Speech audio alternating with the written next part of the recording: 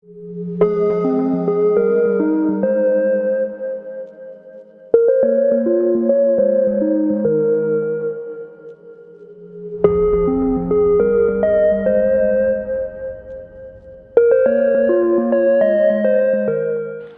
dari kelompok 7 akan membahas materi tentang teori belajar dari sudut pandang teori perilaku dari Thorndike.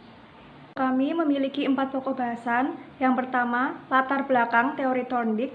Yang kedua, eksperimen Thorndike.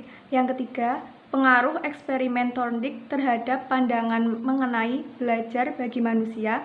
Dan yang keempat, evolusi teori belajar Thorndike. Saya akan membahas pokok bahasan yang pertama, yaitu latar belakang teori Thorndike. Riwayat studi. Thorndike adalah seorang psikolog dari Amerika yang hidup pada tahun 1874 hingga tahun 1949. Ia berkuliah di Wesleyan University, Harvard University, dan Columbia University. Kemudian, ia melakukan karir profesionalnya di Teacher College, Columbia. Namun, ia juga pernah melakukan karir profesionalnya di Western Reserve selama 1 tahun, yakni pada tahun 1809. Untuk karya-karya Thorndike, Thorndike dikenal pada 3 bidang. Yang pertama, proses belajar binatang. Yang kedua, hal psikologi pendidikan. Dan yang ketiga, pengukuran mental dan himpunan kata-kata yang paling sering dalam bahasa Inggris. Proses belajar binatang dan hal yang menyangkut psikologi pendidikan merupakan hal yang awalnya menjadi fokus Thorndike. Sedangkan pengukuran mental dan himpunan kata-kata yang paling sering dalam bahasa Inggris merupakan pengembangannya. Thorndike memiliki 3 jilid karya.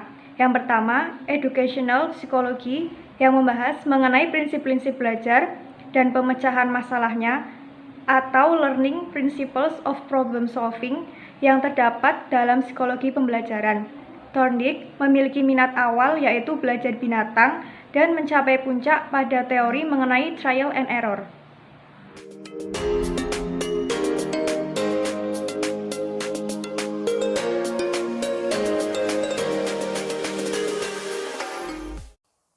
Baik, di sini saya akan melanjutkan penjelasan dari Afifah mengenai teori Thorndike. Dalam pelaksanaan eksperimen ini, Thorndike menggunakan subjek eksperimen yaitu seekor anak kucing. Nah, awalnya anak kucing ini dimasukkan Thorndike ke dalam sebuah kandang. Di dalam kandang tersebut terdapat beberapa barang seperti kayu, besi, pengait, pedal atau tombol, dan ia juga menyediakan makanan di luar kandang tersebut untuk anak kucing ini. Sebenarnya dalam eksperimen ini, Thorndike ingin melihat seberapa besar usaha yang dilakukan kucing ini agar dia bisa keluar dari kandang dan akhirnya dia bisa memakan makanan yang telah disediakan oleh Thorndike. Awalnya kucing ini hanya bergerak ke sana kemari dalam kandang, kemudian dia juga mengeong dan juga mengerang.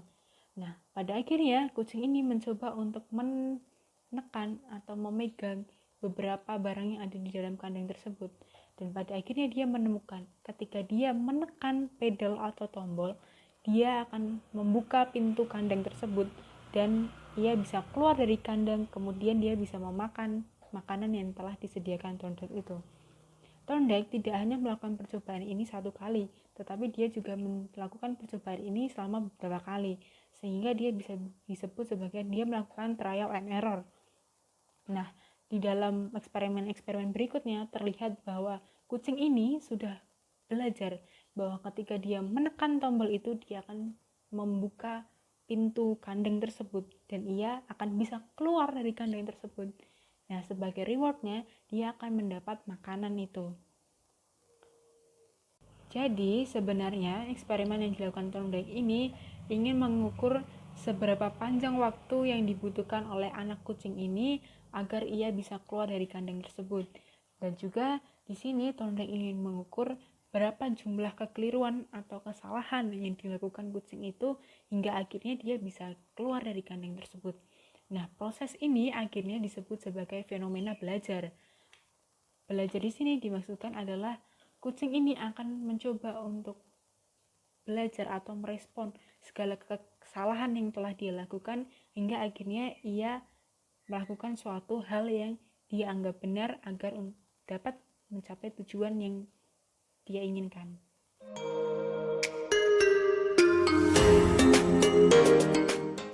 Nah, selanjutnya, pengaruh eksperimen Thorndike terhadap pandangan mengenai belajar bagi manusia. Thorndike memiliki keyakinan bahwa prinsip proses belajar binatang pada dasarnya sama dengan perilaku manusia. Meskipun hubungan antara situasi dan perbuatan pada binatang tanpa adanya pengertian, binatang akan melakukan respons secara langsung mengenai apa yang diamati dan terjadi secara mekanis. Maka dapat diketahui bahwa prinsip-prinsip yang berlaku pada hewan dan manusia akan cenderung sama, yakni ada berdasar pada hukum-hukum belajar yang terdiri dari 3 hukum primer dan 5 hukum subside. Tiga hukum primer tersebut, yang pertama adalah Law of Readiness. Masalah pertama hukum Law of Readiness yaitu, jika ada kecenderungan bertindak dan ada orang melakukannya, maka ia akan merasa puas. Akibatnya, ia tidak melakukan tindakan lain. Nah, seperti contoh, saya akan memberikan contoh kucing yang dimasukkan ke dalam kandang.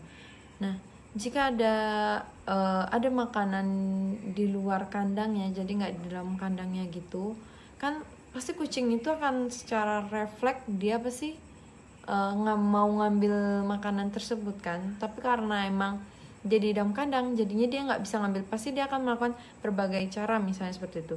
Tapi jika ada seseorang yang menolongnya, langsung melakukannya, dan kucing itu merasa puas, maka kucing itu tidak akan melakukan tindakan lainnya gitu, karena dia merasa dia udah dibantu seperti itu.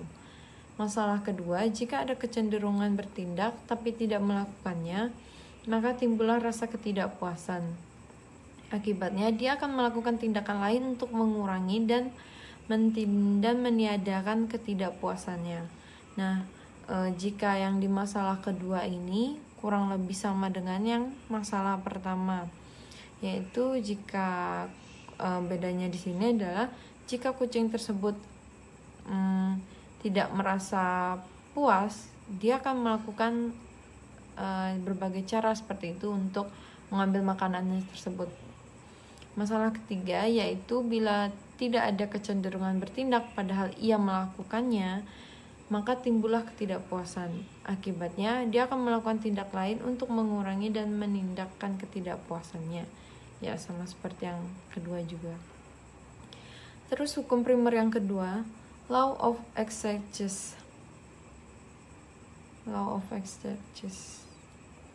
Prinsip Law of Exercise yaitu koneksi antara kondisi yang merupakan perangsang dengan tindakan akan menjadi lebih kuat karena latihan, tetapi akan melemah jika koneksi antara dilanjutkan atau diberhentikan. Nah, ini nih di sini saya sama memberi contoh kucing yang tadi. Jika makanan tersebut kita tidak ada yang membantu untuk masukkan ke dalam kandang, maka kucing tersebut dia akan berpikir bagaimana caranya agar makanan tersebut itu dapat diambil dengan dia atau dapat masuk ke dalam kandangnya seperti itu. Maka secara tidak langsung itu akan melatihkan kucing tersebut seperti itu. Tapi sebaliknya juga, kalaupun misalnya kita memberikan dia makan tetapi langsung masukkan ke dalam kandang seperti itu, maka kucing tersebut koneksinya akan menjadi berhenti atau dia akan menjadi lemah gitu, tindakannya akan menjadi lemah gitu, karena memang nggak ada latihan itu kan seperti itu. Nah, yang hukum primer yang ketiga, Law of Effect. Hukum ini menunjukkan pada kuat atau lemahnya koneksi sebagai hasil perbuatan. Suatu perbuatan selalu disertai akibat menyenangkan, cenderung dipertahankan, dan biasanya lain waktu akan diulangi. Jadi semisalnya kucing tersebut dia sudah mendapatkan cara agar dia bisa makan makanan tersebut, maka hal itu akan diulangi untuk terus dan seterusnya seperti itu. Baiklah, di sini saya akan menjelaskan 5 macam hukum subsidiar menurut Thorndike. Yang pertama yaitu adalah law of multiple response atau hukum multi respon dan variasi reaksi. Apa yang dimaksud dengan law of multiple response? Yaitu seseorang akan dibiarkan membuat reaksi atau respon dan harus memilih mana yang paling baik dan mempunyai nilai intrinsik atau hadiah sosial. Yang kedua adalah law of attitude atau hukum sikap, disposisi atau pra penyesuaian diri. Apa yang dimaksud dengan law of attitude? Yaitu orang yang belajar akan mendapatkan fakta secara pribadinya dari hasil respon sikap atau set yang tidak hanya dipikirkan atau dikerjakan, tetapi juga dienggani, tidak disukai, dan ditolak. Yang ketiga adalah law of partial activity atau hukum aktivitas parsial suatu situasi. Apa yang dimaksud dengan law of partial activity? Yaitu untuk menemukan respon variasi terhadap situasi eksternal. Misalnya, pelajar pasti mengharapkan adanya efek dari seorang guru atau pengajarnya, yaitu sebuah respon. Usaha tersebut akan mendapatkan respon dari keseluruhan situasi yang membuat proses berpikir analisis. Yang keempat adalah law of response by analogy atau hukum respon terhadap analogi. Apa yang dimaksud dengan law of response by analogy? Yaitu seseorang mengadakan respon terhadap suatu situasi yang baru dengan analogi yang sungguh-sungguh diilustrasikan dengan situasi tersebut.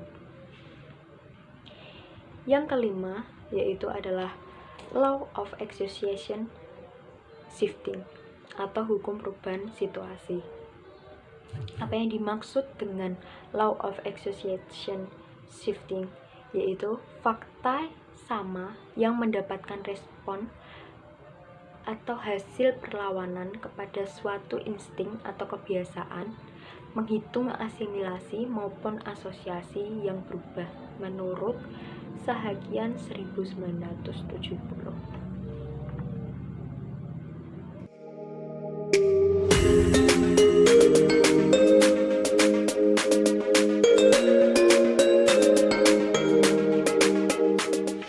Selanjutnya, saya akan menjelaskan tentang perubahan setelah tahun 1930. Beberapa perubahan yaitu antara lain law of exercise atau hukum latihan. Hukum latihan ditinggalkan karena ditemukan pengulangan tidak cukup untuk memperkuat hubungan stimulus-respon. Sebaliknya, tanpa pengulangan, hubungan stimulus-respon belum tentu diperlemah.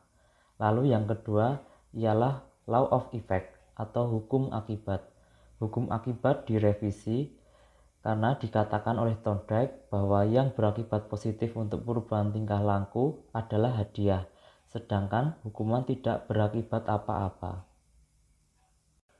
Hukum atau teori-teori tersebut harus direvisi karena terdapat perkembangan teori-teori lain yang muncul dan mengakibatkan munculnya kritik terhadap teori koneksionisme.